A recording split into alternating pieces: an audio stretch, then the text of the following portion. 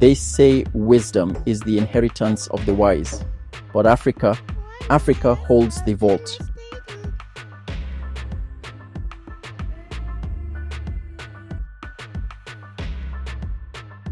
In today's video, we explore 10 of the most powerful African proverbs and wise sayings backed by timeless biblical truths. Well, we say 10, but if you stay tuned, you will find many more nuggets along the way and 2 sure bonuses in the last 2 chapters. These tested and proven nuggets will awaken your love life, resolve your conflicts, and reshape how you handle money.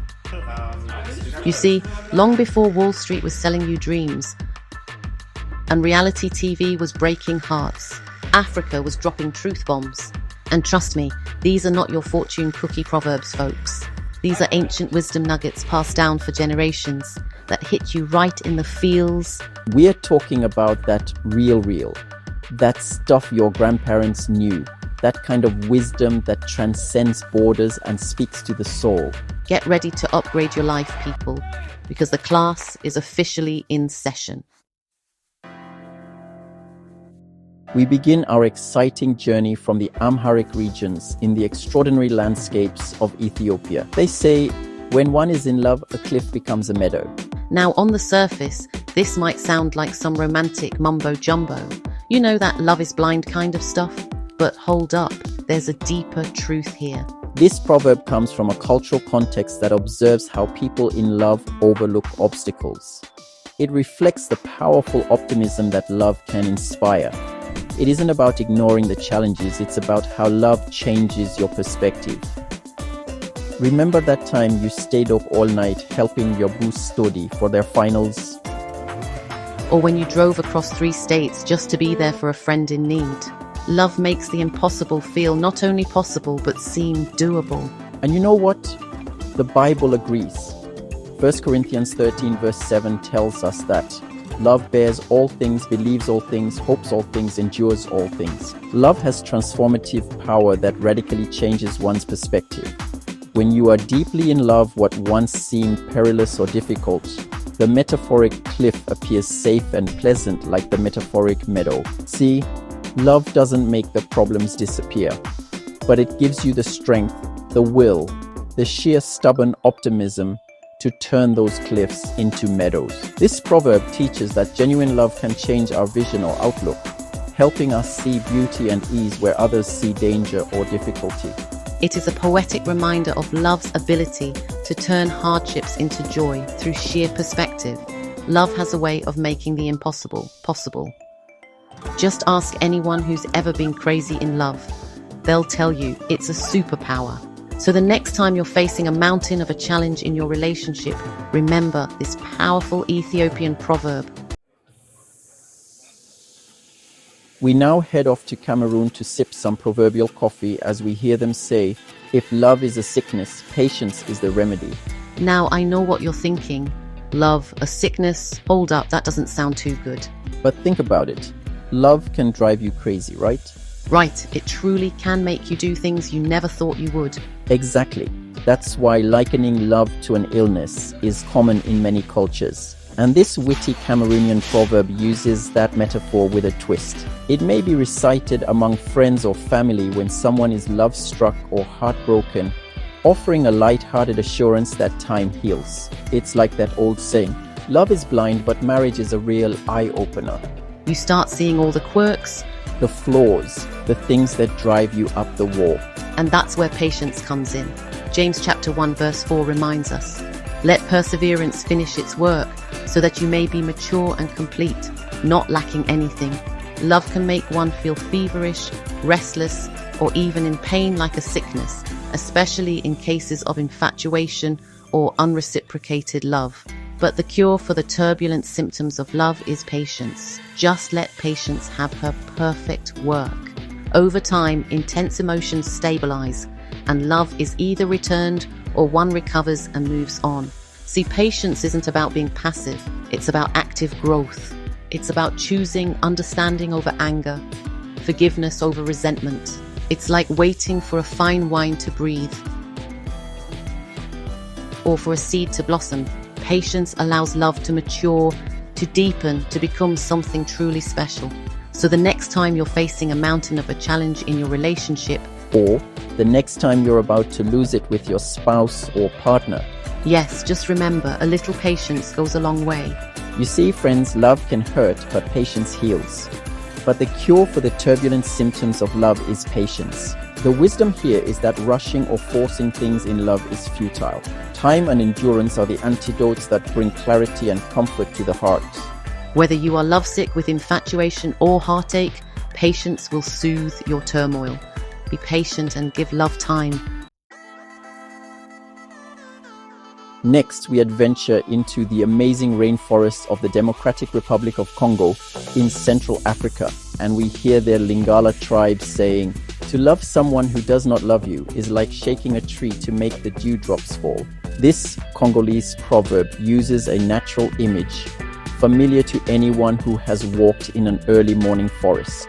It is often quoted to sympathize with someone experiencing unreciprocated love, or to caution against futile pursuits. Trying to force someone to love you back is as ineffective as violently shaking a tree in hopes that the morning dew will fall down. Dewdrops fall at their own time when the sun rises, and you cannot hurry the process. Likewise, you cannot compel affection from someone who doesn't feel it. That is so true. You can't force love.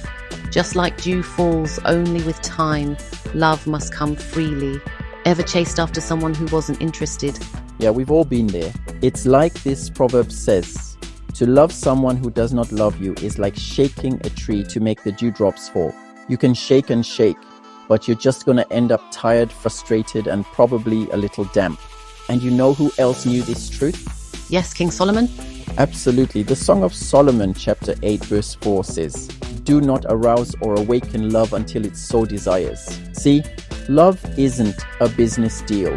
You can't negotiate or force it. It's about a genuine connection, a mutual feeling. And as the songwriter Teddy Pendergrass aptly reminds us, it's so good loving somebody when somebody loves you back. And that's a fact. Not 70-30, not 60-40. Talking about 50-50 love. Trying to make someone love you is like trying to fit a square peg in a round hole. It just won't work. It leads to heartache, resentment, and a whole lot of wasted energy.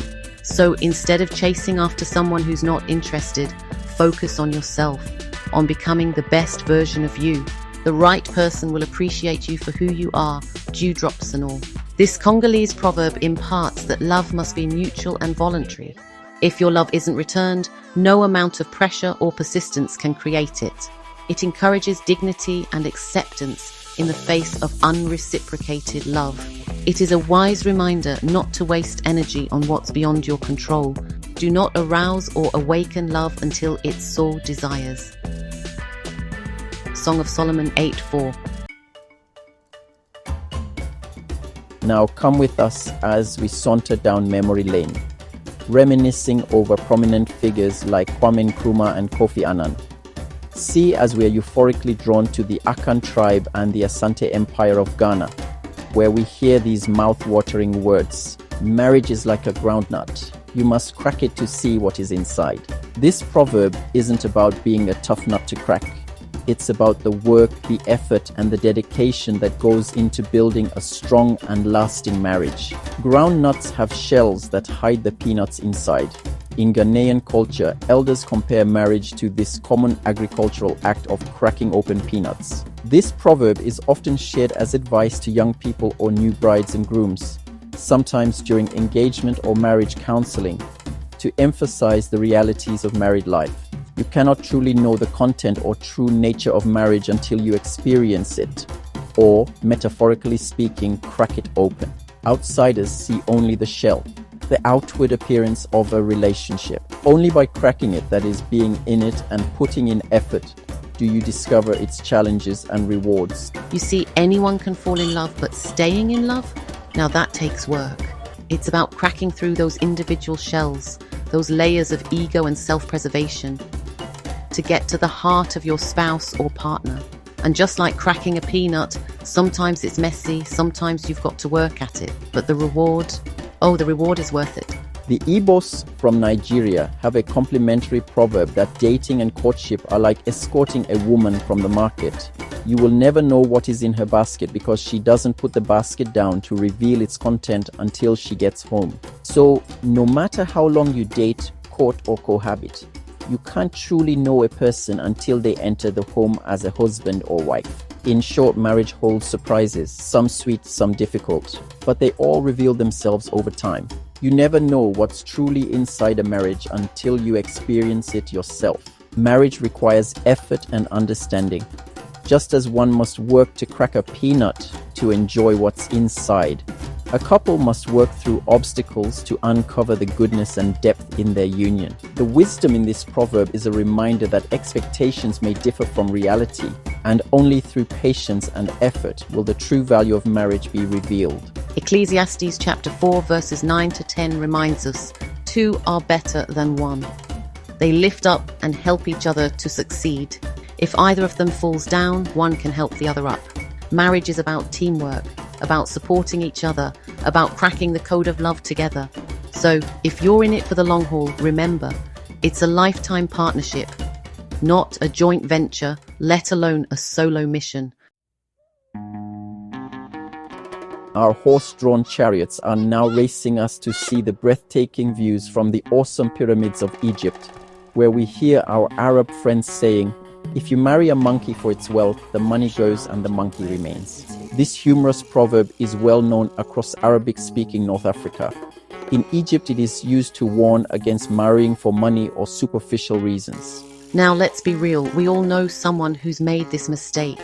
They go for the bling, the status, the illusion of happiness, and end up with, well, a monkey. Marrying someone for their money or any material gain is foolish, because wealth can disappear and you will be stuck with what you actually married. The metaphoric monkey, i.e., person's true self or flaws. Marry for love and character, not for wealth or status. The moral of this proverb is that you should not base a lifelong union on money, looks, or other external factors, as those things can fade. Instead, value the person underneath, or you may find yourself unhappily wed to a monkey when fortune fades. It is a cheeky way to say greed in marriage leads to regret. The imagery of a monkey, considered foolish or unattractive in many folklore traditions, drives the point home with comic relief. Proverbs chapter 31 verse 30 warns us, "Charm is deceptive and beauty is fleeting, but a woman who fears the Lord is to be praised."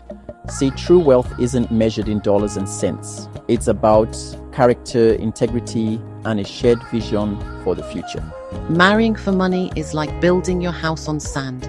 It might look good at first, but when the storms come, and trust me, they always come, it's all going to come crashing down.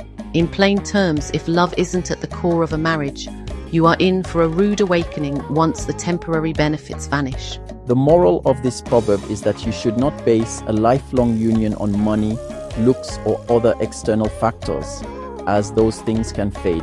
Instead, value the person underneath, or you may find yourself unhappily wed to a monkey when fortune fades. So choose your partner wisely, folks.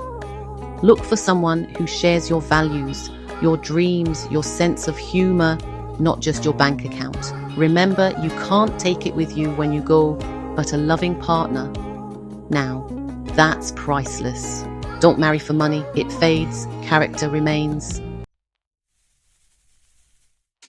Now we head off to the East African nations of Kenya and Tanzania to enjoy inspiring safari treats with our Swahili friends, where we hear them whispering, "When elephants fight, it is the grass that gets hurt." Now we've all seen those nature documentaries, right? Two massive elephants going head to head, and what happens? The ground shakes, the trees tremble, and the poor grass totally flattened. It's the same in relationships. When we let arguments escalate, when we forget about respect and understanding, it's not just us who gets hurt, it's the people around us, the ones we love the most. This famous proverb is attributed to the Kikuyu people of Kenya and widespread across Africa.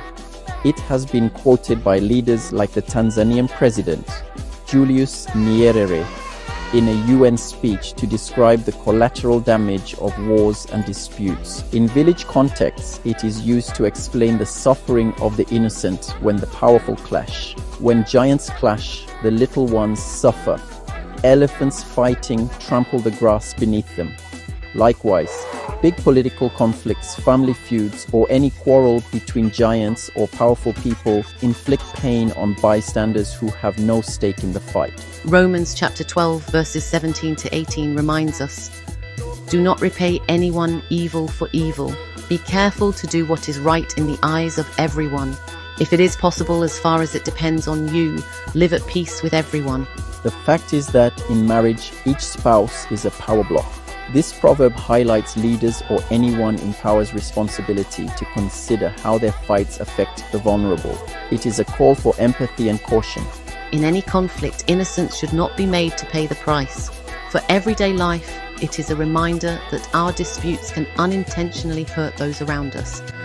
A cue to resolve issues peacefully when possible. So the next time you're about to go full-on elephant in an argument, remember the grass. Take a step back, breathe, and choose peace. Because love shouldn't be a battlefield, it should be a sanctuary. Hurry! The Shona tribe beckons us to Zimbabwe to inspect their intricate stone sculptures. These amazing works of art speak of the axes that hewn them, saying, "The axe forgets, but the tree remembers." Deep, right? Right. This poignant saying comes from agrarian communities, where axes and trees are part of daily life, making this metaphor clear to listeners. It is often invoked when talking about wrongdoing, trauma, or the importance of empathy.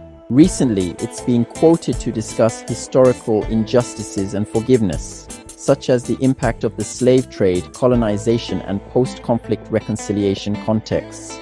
This proverb speaks to the lasting impact of our actions, especially the hurtful ones. We might forget the harsh words, the careless actions, but the person on the receiving end, the ones you hurt, they remember them forever because they carry those scars. The one who inflicts pain, axe, may forget about, but the one who suffers the pain, the tree that was cut, remembers the wound. It's like that saying, words are like arrows.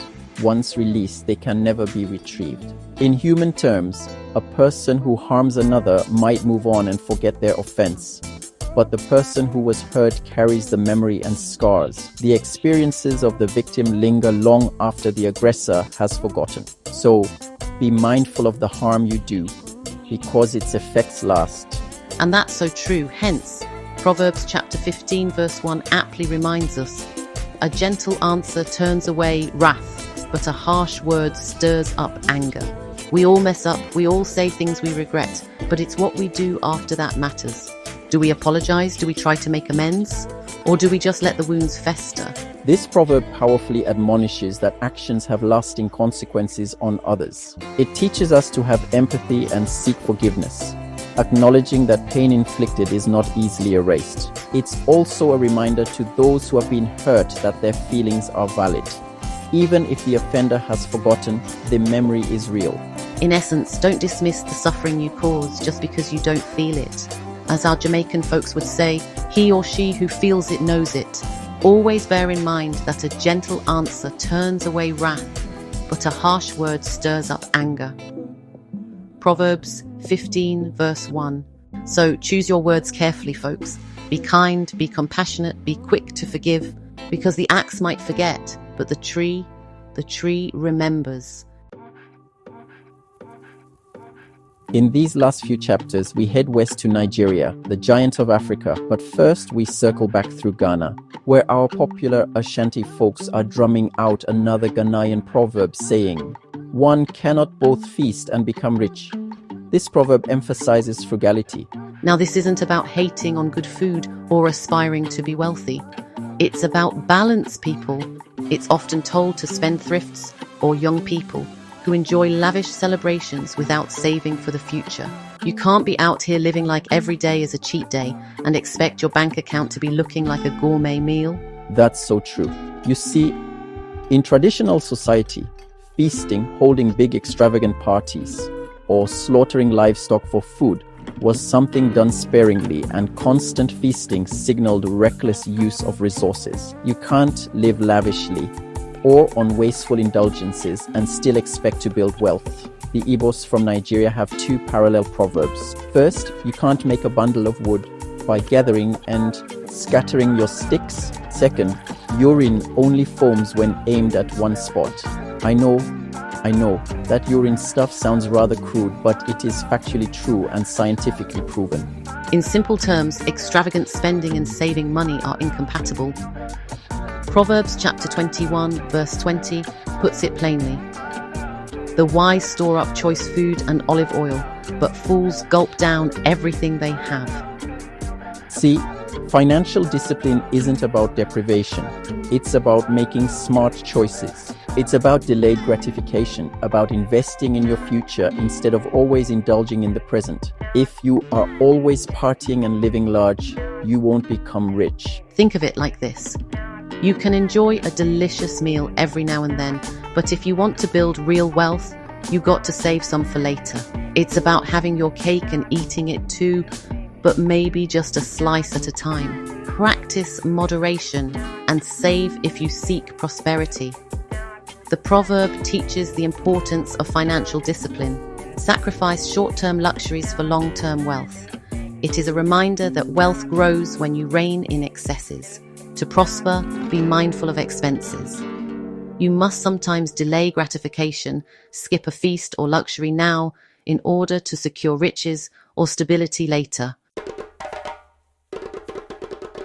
We cannot speak of life-transforming proverbs without stopping over to soak in the deep cultural heritage of our Yoruba friends in southwestern Nigeria, known for their insightful proverbs like, "The wealth which enslaves the owner isn't wealth." Now this proverb is deep, fam. It's about the seductive nature of money, how it can easily turn from a tool to a tyrant. This wise saying highlights that wealth is meant to serve you, not the other way around. If your money owns you, it's not a blessing, it's bondage. True wealth brings freedom and ease, not stress or bondage.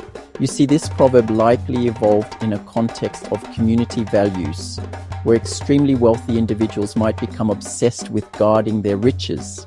Yoruba elders would use this saying to remind people that money is a tool, not an ultimate goal.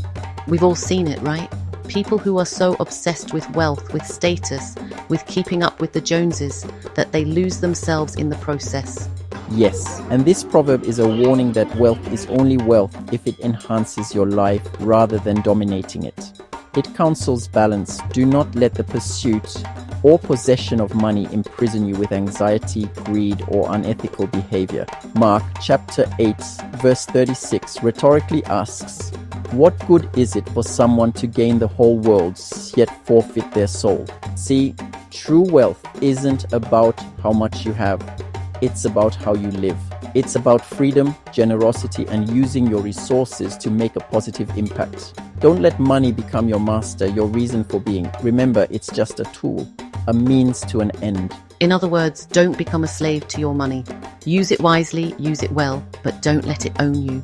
Real wealth should be managed calmly and sensibly, used for good, and never allowed to destroy one's well-being or values.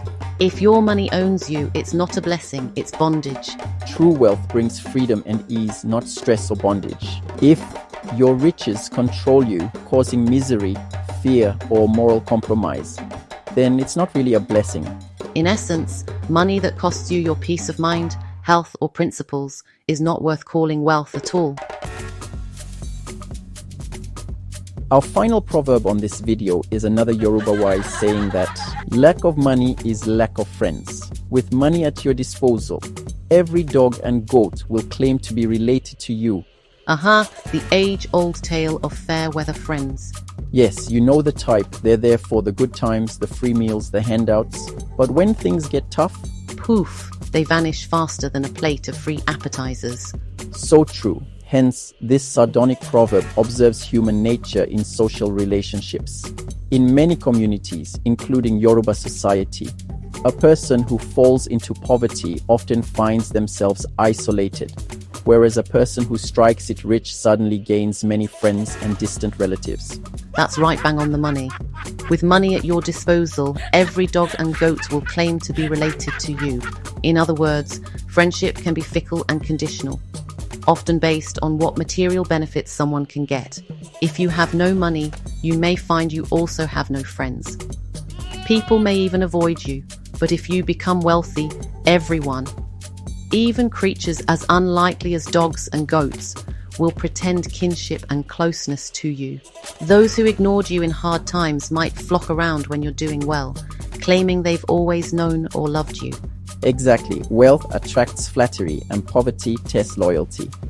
The proverb delivers a blunt life lesson. Be discerning who your true friends are. Elders use this saying to comment on fake friendship and sycophancy that come with wealth.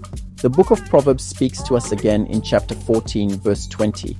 Wealth attracts many friends, but even the closest friend of the poor person deserts him. It's a sad truth, but money has a way of attracting the wrong kind of crowd. It's a reminder not to equate wealth with genuine friendship, and conversely, not to feel worthless if you're broke and find yourself alone. True friends care for the person, not the purse. So be discerning, folks. Choose your friends wisely and cherish the ones who stick around when the money runs dry. Those are the real keepers. But here's the thing. True friends, real family, they're not in it for the money. They're there through thick and thin, through the highs and the lows, because they love you, not your bank account. This proverb implies one should treasure the friends who remain when you have nothing, and take with a grain of salt the swarm of well-wishers that appear when fortune smiles. Which proverb hit you the hardest? Do you have any proverbs in your own culture? Did we miss out or in any way misrepresent a proverb or saying from your culture? Share your thoughts on this video or drop your own proverbs in the comments below. We'd love to hear your wisdom. Because let's be real, the world needs more wisdom, more understanding, more of that ancient knowledge that helps us navigate this crazy thing called life. And if you want to prepare for love, strengthen your relationship, or enrich your marriage, join the 8-Date Challenge. It's like a crash course in love, backed by biblical principles and real talk advice. 8 unforgettable dates, 8 life-changing themes. 8 solid pillars, 1 strong relationship. Click the video on screen now to start Date 1. The truth about fighting. Why conflict is good for love. Don't forget to like, share and subscribe for more timeless African wisdom, biblical truths and real talk about love.